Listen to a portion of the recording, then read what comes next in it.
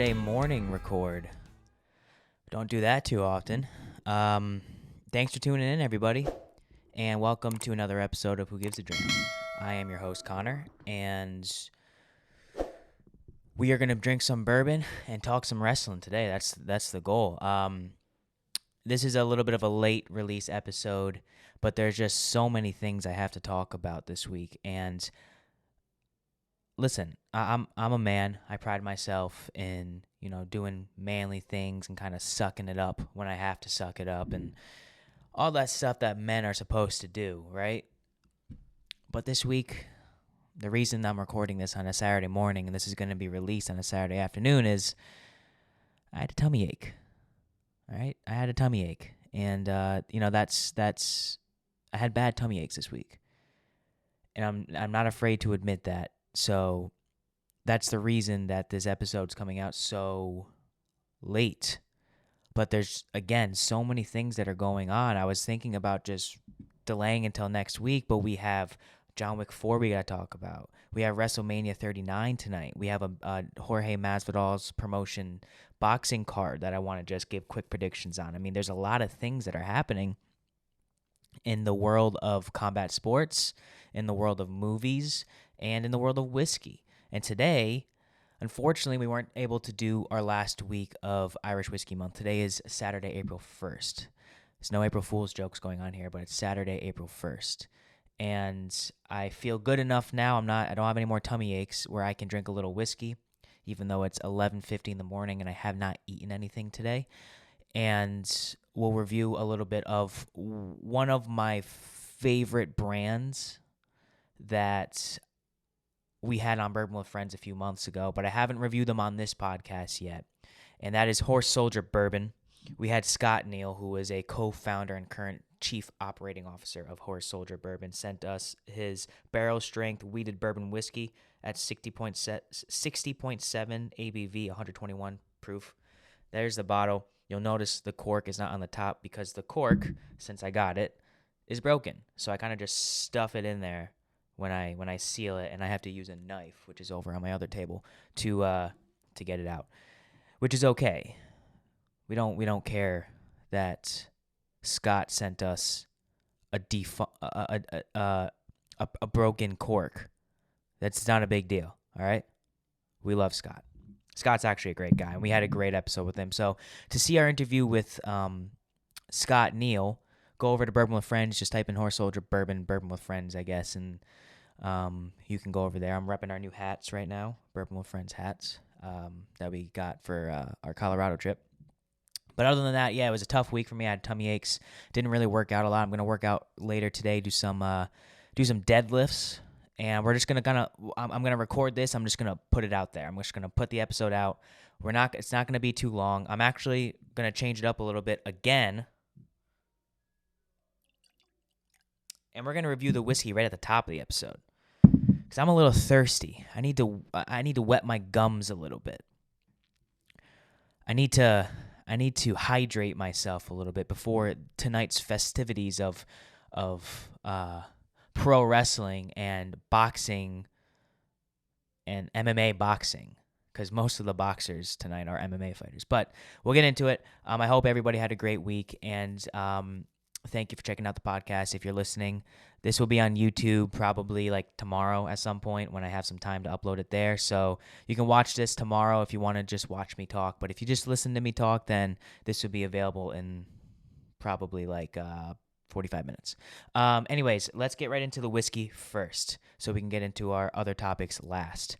Horse Soldier Bourbon is a very special brand to me.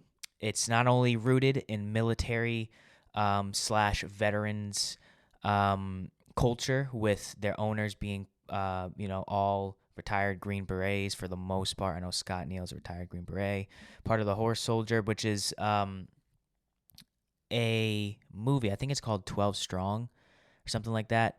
Chris Hemsworth stars in it. It's a Netflix movie, and it's based on the people behind Horse Soldier.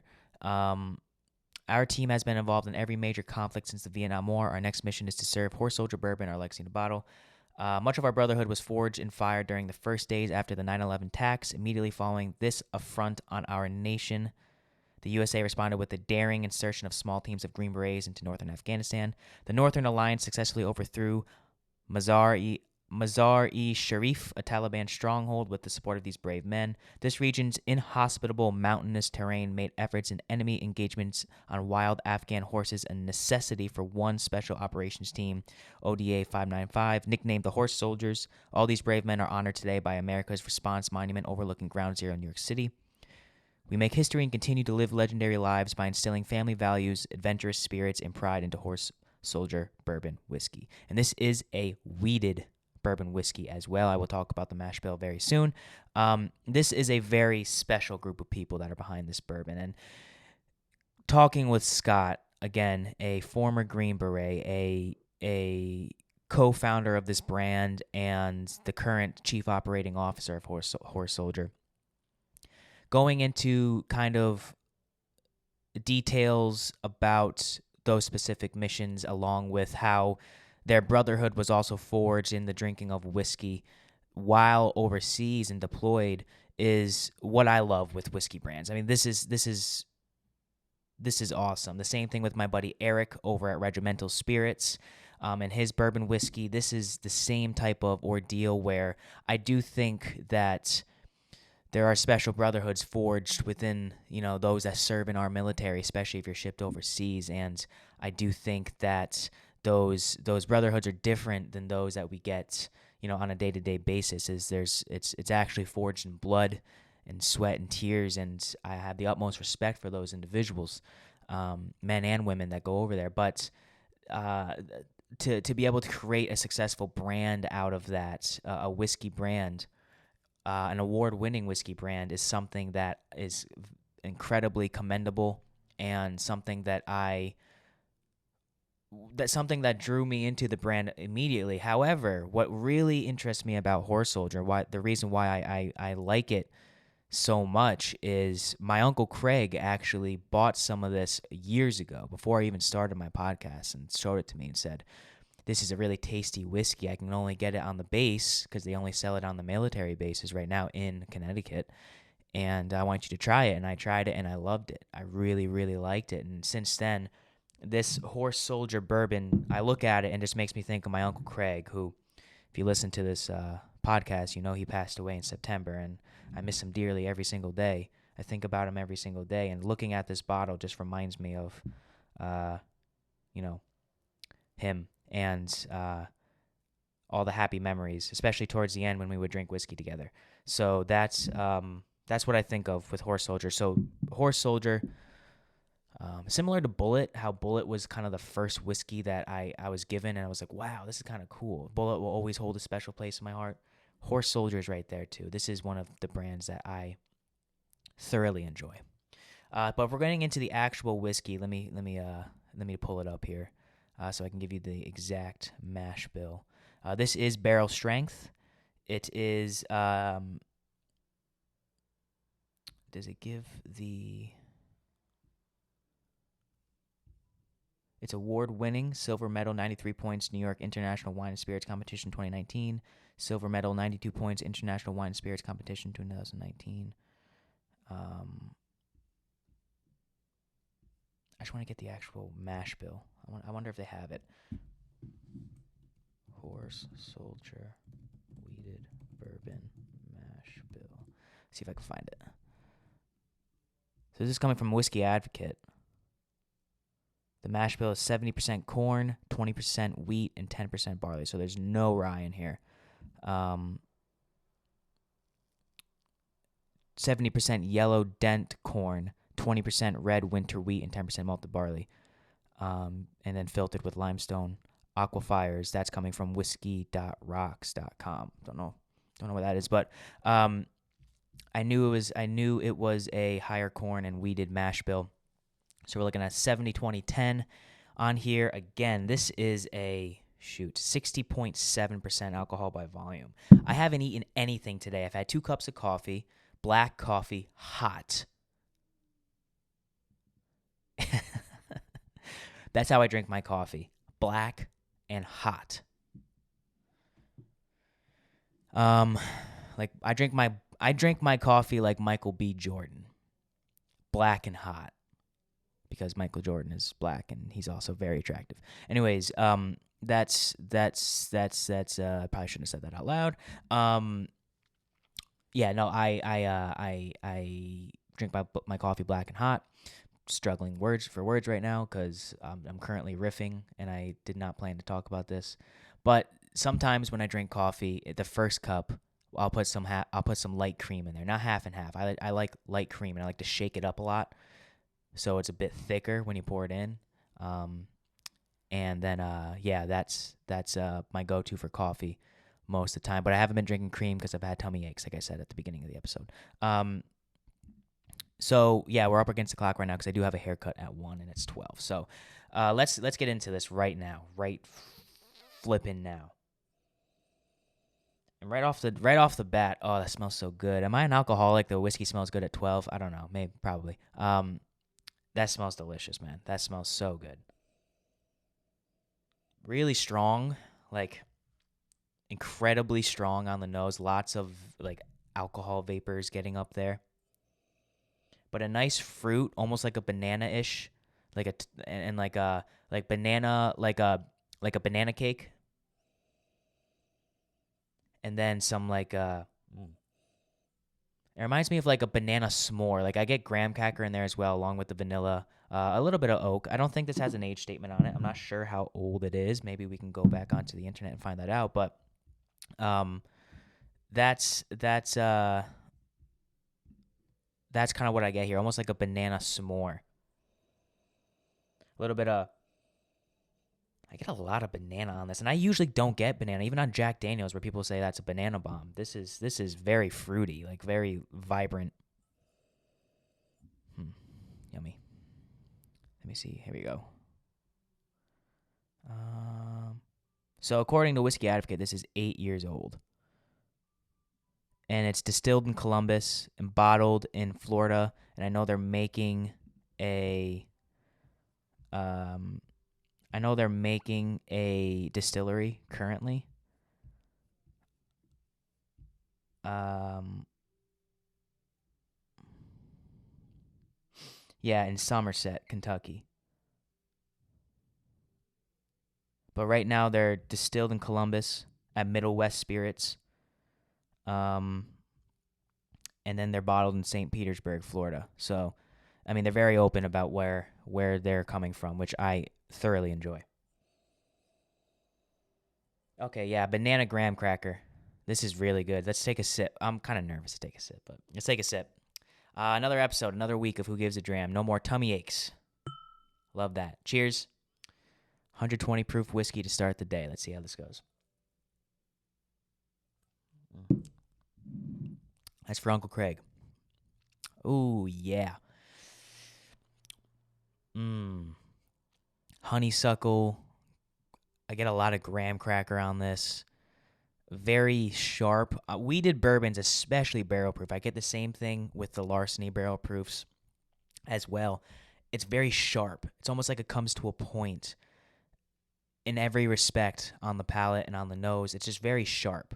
Almost like a sharp cheddar cheese, but there's no cheese like there's no cheese notes on here, but like the alcohol is very present on this.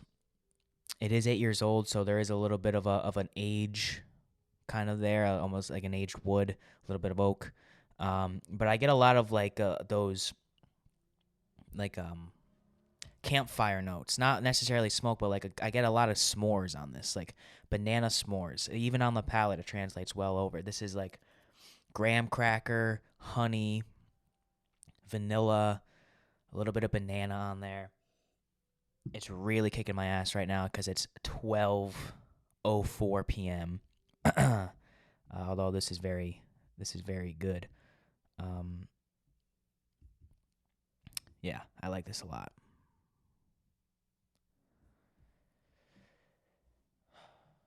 I don't know what I think this goes for around 60 or 80 bucks. Like we'll say like $70, give or take.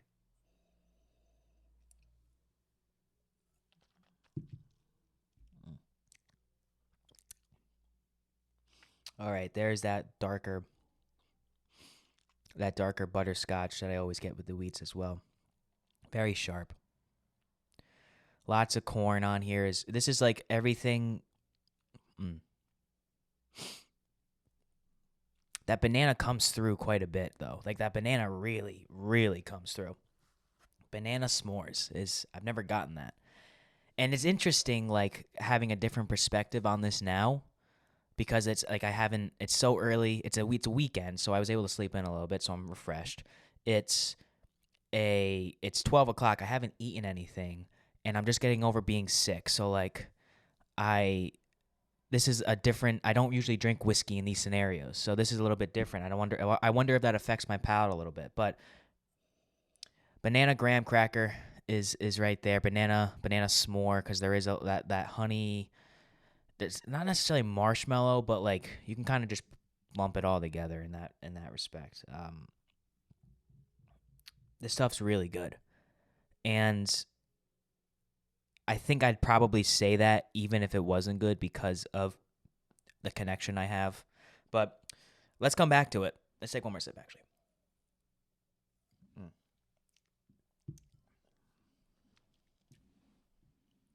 I get a lot of cherry. There's a lot of things going on.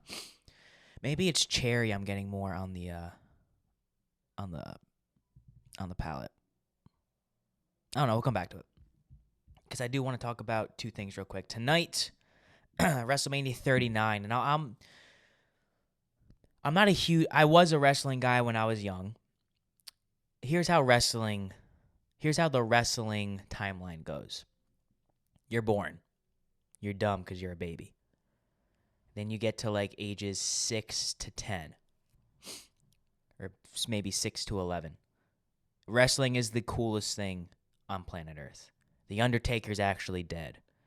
Hulk Hogan is actually like America's guardian. The Big Show is actually 500 pounds. Kane actually has a burnt face in From Hell. Everything is real. So wrestling's the coolest thing. And then you get into that rebellious early teens years, and you're like, for most of when you're growing up, at least for me, from like, let's say 13 to 19 or even 20, it's like, this is fake. I'm not gonna like something that's fake, bro. Like, this is stupid. I'm not gonna watch this. Although, like, secretly you go onto YouTube and watch best WWE returns all the time. So you kind of phase out of it, and it's like, all right, I'm not going to watch this anymore, dude. Maybe from like 15 to like 19, I'd say. And then a few years goes by, you're turning into adult, you're finishing up college, you're getting into the work field, so you just kind of don't have the time. Unless you're already super invested into it, you don't have the time to like actually view it. And then by the time like 23 comes around, and you're like, wait a second. This is the coolest thing ever. Like, I don't give a fuck that it's fake. Put him through the table. Like the Dudley Boys say, get the tables. And I want to see a sweet chin music, and I want Shawn Michaels to slap his leg as hard as he can to make the sound, because obviously it's fake, but it looks so cool. That's where I'm at now. I've been to WrestleMania. I went to WrestleMania in 2019 at MetLife at the Meadowlands where the Giants play, and I saw Triple H versus Batista in a no-holds-barred match. I saw Kofi Kingston beat Daniel Bryan for the title, which was a huge deal. I saw Brock Lesnar versus Seth Rollins, I think. I saw Hulk Hogan return. I saw Bret Hart.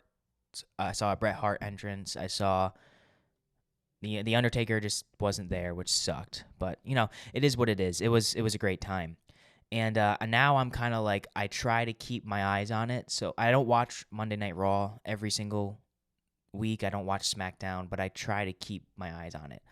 But goddamn, I'm watching WrestleMania every single year, and I don't care if I don't know what's going on.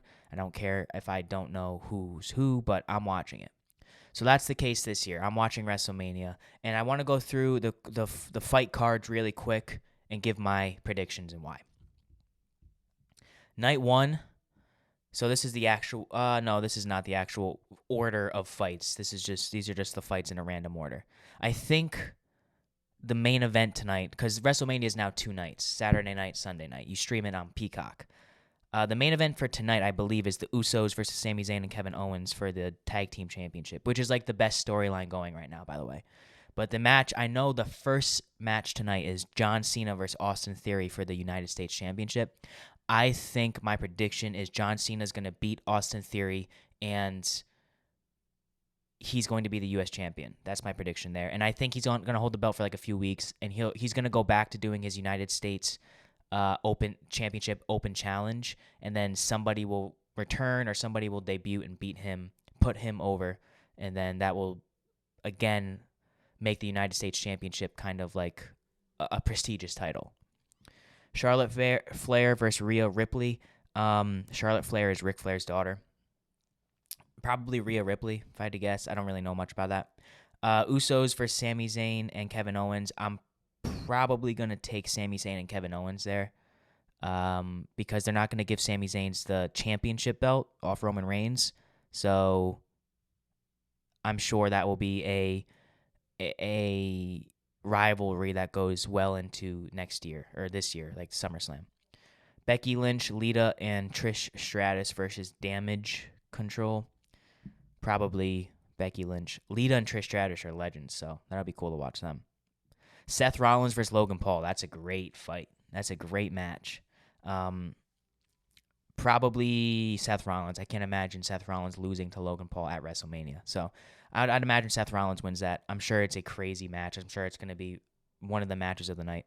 Rey Mysterio versus his son, Dominic Mysterio. Now, mind you, Rey Mysterio was just inducted into the Hall of Fame last night.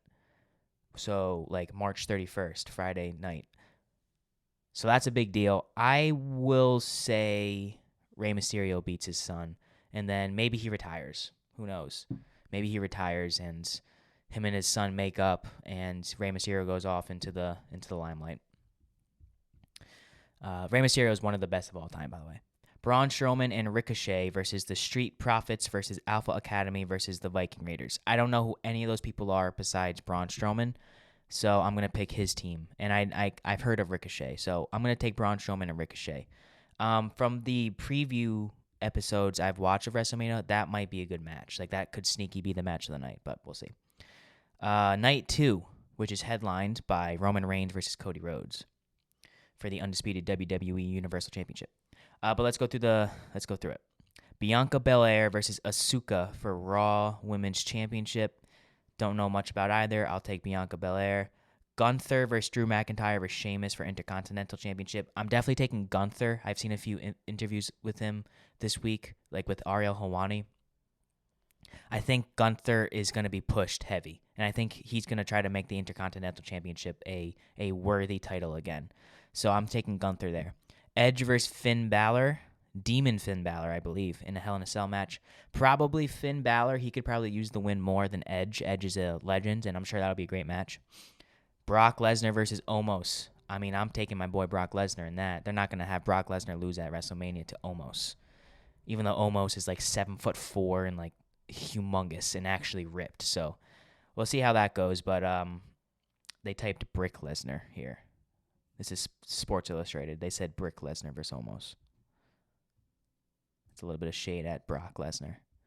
Liv Morgan and Raquel Rodriguez versus Natalia and Shotzi versus Ronda Rousey and Shayna Baszler versus Sonya Deville and Chelsea Green. I know who Liv Morgan is, and I know who Natalia is, and I know who Ronda Rousey is. Those are the only people I know there. I'll take Ronda Rousey. I mean, I'm sure they'll have her win at WrestleMania. And then Roman Reigns versus Cody Rhodes. I think the easy answer is Cody Rhodes, but I do think they're trying to have Roman Reigns beat the record for the longest held champion in history for the heavyweight championship. So I think Roman Reigns is gonna win, but somehow Cody Rhodes is still gonna go over, maybe by like Roman Reigns disqualification or something like that. I don't know, but I predict Roman Reigns for that. So. I am very excited for that card. I'm very excited to watch WrestleMania. I'm legitimately excited to watch it, so that'll be fun. There's also a Masvidal boxing card on tonight, which I'll probably watch at the same time in some capacity. I gotta pull up the card right here. It's a great card. It's like a sneaky, awesome boxing card, and this is boxing. This is I don't think it's bare knuckle. It might be.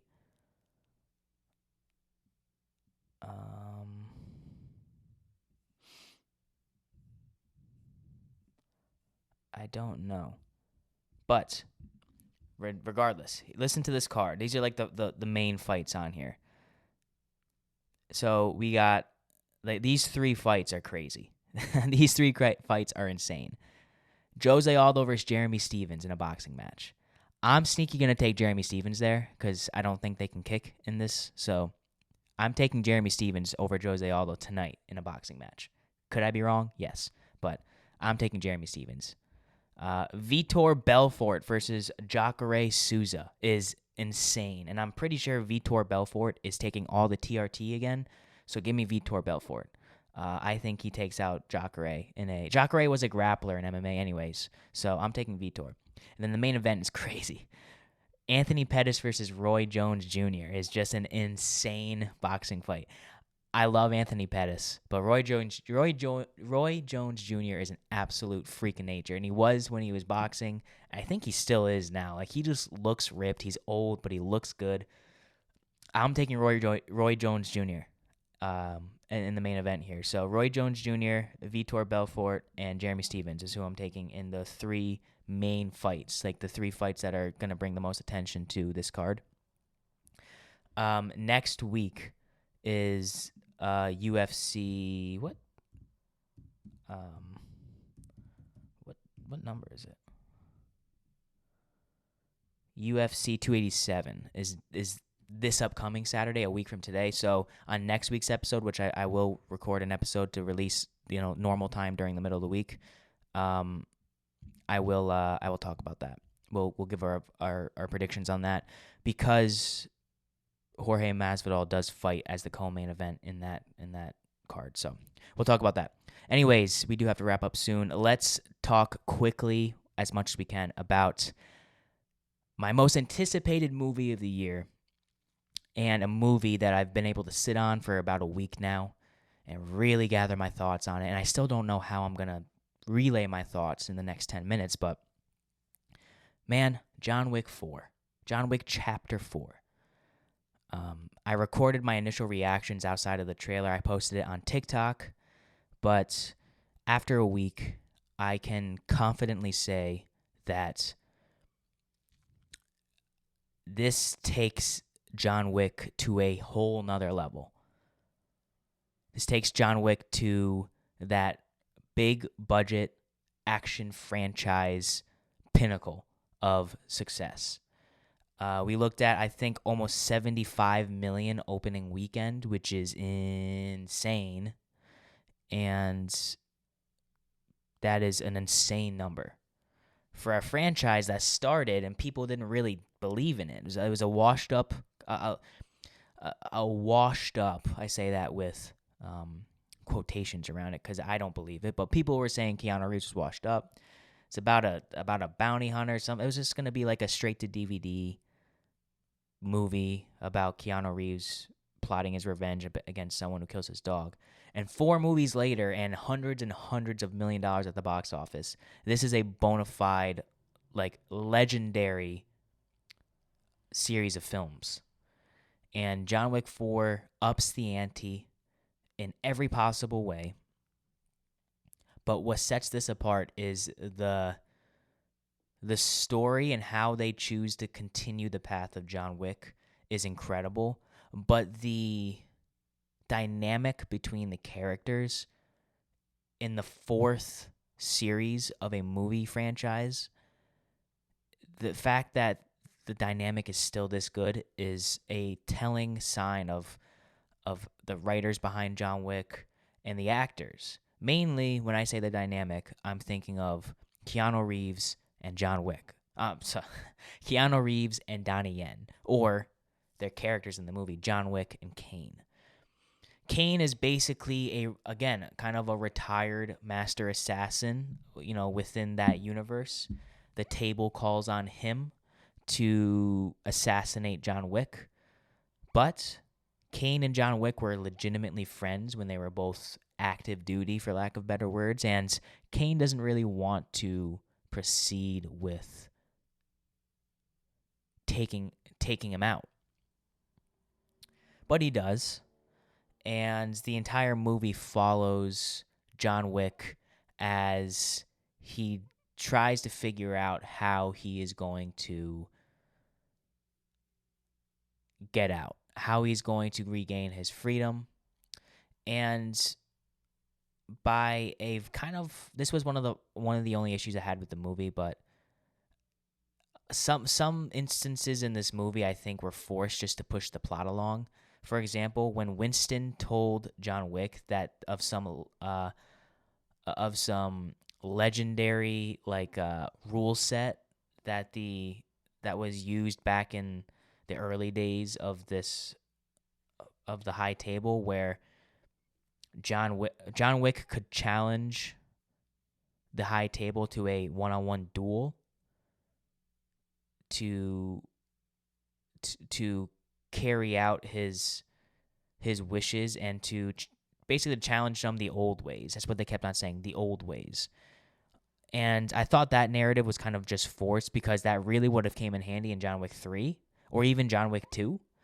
But nevertheless, John the what had to be done in order for John Wick to challenge the guy's name it was Bill Skarsgård, who did a great job. He played the Marquis. He played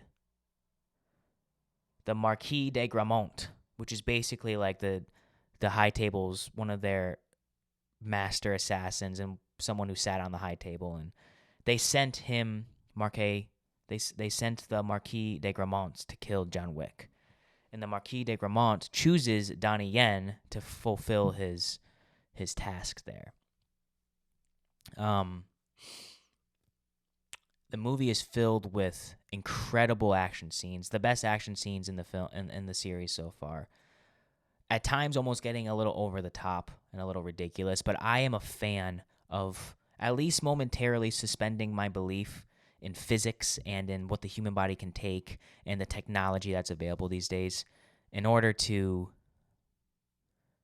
enjoy John Wick. I don't need it to be so set in reality where, like, in all reality, after John Wick beats up 3 guys, he's probably going to be gassed because he's 60. So that's no fun to watch. I'm fine with John Wick being able to fall down 200 flights of stairs and kind of just get up with a little limp. I'm fine with that. I'm fine with the bulletproof suits. I'm okay with all that stuff. That doesn't bother me. But the fact that this old school way of dueling one-on-one to handle problems, that was a little bit of a plot device to me and plot armor to carry on the story and still have it make sense and not just have John Wick continuing to fight a bunch of bad guys. So when Winston tells John Wick this, I was like, all right. But one of the things that has to happen for that duel to take place is John Wick has to be part of a family. And he was part of the Ruska Roma back in John Wick 3, if you remember. The Russians, like the ballerinas. So he goes back to them and says, I basically still have legitimacy here. Bring me back part of my to be part of your family. I will duel the Marquis de Gramont and free myself, in which case you will be free as well. And basically the leader of the Ruska Roma, who was played by somebody in Game of Thrones. It was one of the Natalia Tenna. She played one of the wildlings in Game of Thrones that helped Bran in the woods, like the chick who Ramsay Bolton ends up killing. But spoilers. But she basically says, okay, we'll bring you back to be part of our family, but you have to go kill the guy who killed my mom, who was the old Russian lady that got her hand stabbed through in John Wick Chapter 3. And that guy who killed her is Scott Adkins, legendary stuntman and legendary mixed martial artist, in a fat suit as like a Russian like pimp or gangster, and he's got like fake teeth, and he's got a fat suit on, and his name is Killa.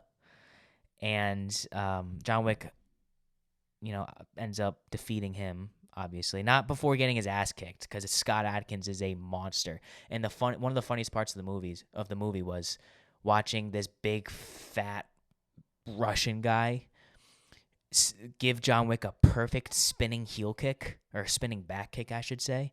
And you're like, wait a second, that guy's fat. Oh, wait, that's Scott Adkins, one of the best martial artists in Hollywood. So that was fun. And yeah, at the end of the day, to kind of summarize this and put a bow on it, Keanu Reeves, or John Wick, gets to the duel where it's him versus Kane, or Donnie Yen, in a pistol duel. That's what John Wick picked. And it takes each of them 3 shots to do damage. They have to pace 30 yards, and then they each miss. Then they pace 20 yards, and they each kind of graze each other. And then they go 10 yards. And Kane, who's blind, by the way, Kane is blind in this movie, goes to and hits John Wick in the gut. And the Marquis de Gramont, Bill Skarsgård, takes the gun from Donnie Yen and says, I'm going to finish this, and points the gun in John Wick's face. And Ian McShane, or Winston, says, you dumbass. And the Marquis de Gramont looks at him and goes, what are you talking about? And then Winston just goes, he never fired his bullet. And John Wick just goes, yeah, while he's on the ground, and shoots the Marquis de Gramont in the face, kills him. And then he's free. And then he's freed from any responsibility from the high table, from anybody within that community. And he's sitting at the steps of a church in France. And it's assumed that he dies, because he kind of just falls over and lays there. And then you see his tombstone next to his wife's, and it says, John Wick, loving husband. So that's how the movie ends. But very, very heavy rumors that John Wick's not actually dead. My theory is that they placed that tombstone, and he's basically Winston and Kane are knowingly know John Wick's alive, but they're just making it seem like he's dead, so that way John Wick can live peacefully and be free from the high table. Be truly free from the high table. So that is how the movie ends, and it's a fantastic movie filled with incredible action scenes. Again, almost over the top at times, but there's this one scene where it's panning from the top of the room, and it kind of just circles through the different rooms, over the walls, as it follows John Wick with fire bursting shotgun shells, and he's just killing a bunch of people. It's almost like a video game, and it looks so cool. It's one of the coolest things I've ever seen. And I said in my TikTok immediately after viewing that this was one of the best action movies I've ever seen, and I do mean that. I think that this movie can be interchangeable with John Wick 1 as to what the best in the series is, because John Wick 1 is a pinnacle in action movie cinema. It's up there with Top Gun. It's up there with Mission Impossible. It's up there with maybe like the original Jason Bourne. I don't know. It's up there with James Bond. It's up there as like top 3 best action movies. I think John Wick 4 is neck and neck with John Wick 1. John Wick 1 relies a little bit more on story than John Wick 4. John Wick 4 has better action than John Wick 1. John Wick 1 is a little bit more believable than John Wick 4. But John Wick 4 has a bit better character development than John Wick 1. You can pick and choose whichever one you'd like. Gun to my head, I'd probably eke out number 1 a little bit over number 4, but that's still I still think John Wick 4 is one of the greatest action movies ever made. I really do, and I will say that to the day that I die. I think this was such an innovative movie. I think it for as we know now, put a bow on the franchise as best as you possibly can. I thought Donnie Yen was the perfect addition. And just what we saw was great. The cinematography was amazing. The pacing was incredible for a almost 3-hour movie. I couldn't believe how much on the edge of my seat I was at the end of the movie. That's what really blew my mind, was like, I figured that the movie was going to end with like maybe John Wick dying, but like I knew the Marquis de Gramont was not going to kill John Wick. Yet I was still on the edge of my seat for like 10 minutes as that last scene carried out, and it was amazing. It was amazing. I never found myself bored. I never found myself looking at the clock, seeing what time it was.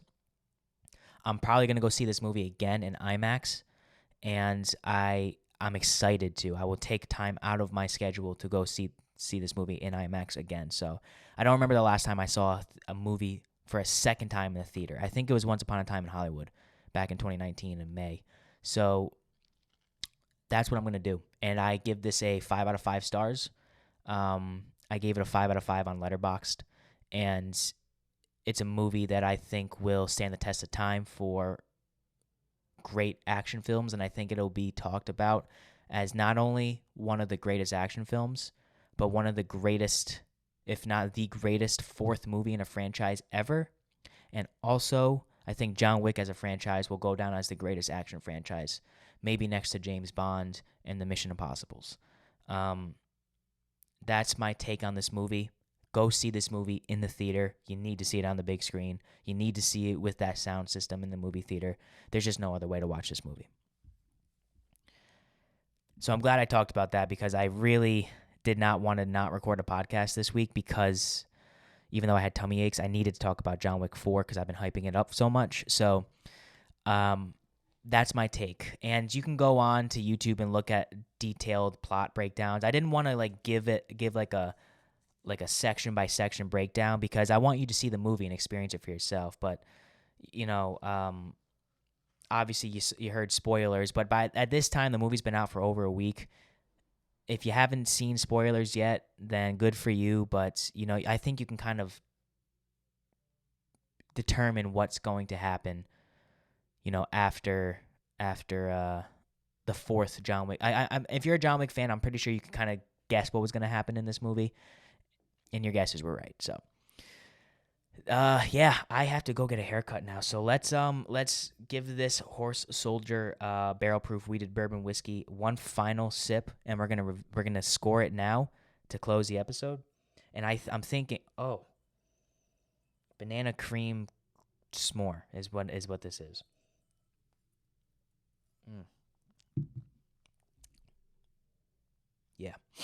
Yeah.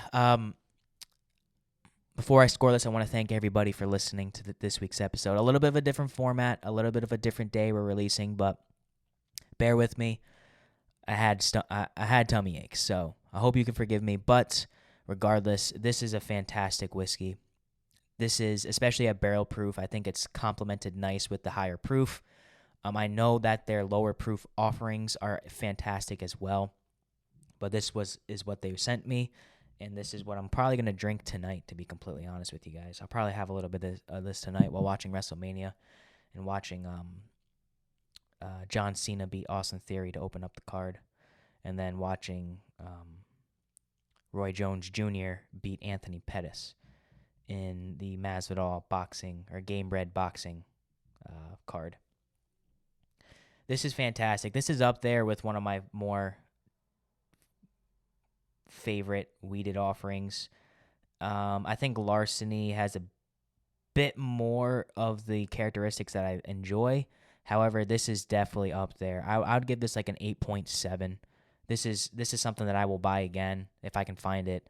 once this is out. I would suggest you do the same. Again, this is like $60, maybe $70, depending on where you are. But I would pay upwards of $80 for this, I think. And that's me being a little bit, like this bottle makes me think of good memories about a person that I miss a lot. So I'll continue to have this bottle so I can see it on my shelf and think about my Uncle Craig. So that's going to do it for me this week, you guys. Thank you so much for tuning in. Make sure you're following along the podcast on all social medias. I'm on Facebook, Twitter, Instagram, and TikTok. Everything is at Who Gives A Dram. I do have new merch. I should have said this at the top of the episode, but I do have new merch available. You can follow the link in my Instagram bio to purchase some, but it's just T-shirts, sweatshirts. I have a crop top shirt for the ladies, and some I have one other thing as well, but it just has the new logo on it. It has the new Who Gives a Dram logo. I have some coming my way that I bought for myself, so if you want to buy some, go on there. I price them, I think, pretty appropriately. I make barely any money off of it, so I just want people to, if you want a sweatshirt or it's T-shirt, it's done through Bonfire, and they do a great job. They're basically drop shippers, so that way I don't have to have an inventory, and you buy one, they make one. It might take an extra week to get there, but it's high quality stuff, and I hope you guys enjoy, that merch if you decide to buy it. And if you do, thank you very much. So I will continue to plug that probably for the next few weeks. So that's how it's going to be. But make sure you're subscribed on whatever platform you're listening to. Make sure you're subscribed on YouTube if you're watching this on video. And yeah, man, I appreciate each and every one of you for tuning in. Some delicious Horse Soldier bourbon, barrel-proof wheated bourbon to open up this month of April. Spring is here. Easter's coming up, and the warm weather's coming, and I can't wait because your boy's been lifting, and I'm feeling good. So to that, I will say have a great weekend. Enjoy your Saturday night. Enjoy your Sunday. I will catch up with you guys in the next few days, middle of next week. We'll drink some more whiskey. We'll talk about Wrestlemania. We'll talk about some other things. But until then, cheers. And always remember, whiskey's the water of life, so let's start living.